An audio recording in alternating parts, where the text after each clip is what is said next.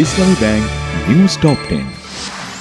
স্বৈরাচারী শাসন ব্যবস্থা থেকে মুক্তি এনে দিয়েছে ছাত্র জনতা। একনায়কতন্ত্রের বিরুদ্ধে বাংলাদেশিদের অবস্থান বিশ্ব অবাক বিস্ময়ে দেখেছে বললেন ডক্টর মোহাম্মদ ইউনূস প্রথমবারের মতো জাতিসংঘে ভাষণ।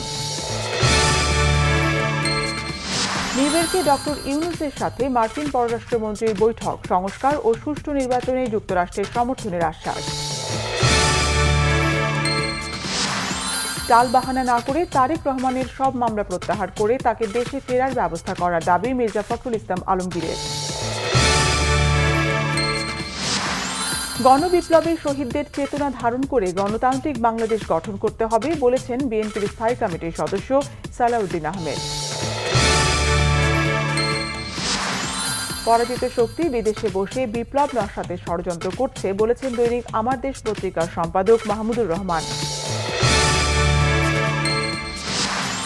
সংস্কার ও নির্বাচনের জন্য বেশি সময় নিলে তৃতীয় পক্ষ মাথা তুলে দাঁড়ানোর সাহস পাবে বলেছেন জামাতের আমির ডাক্তার শফিকুর রহমান। নিত্যপণ্যের বাজারে অস্থিরতা কমছেই না, 2 সপ্তাহের ব্যবধানে মুরগির দাম বেড়েছে কেজিতে 30 টাকা।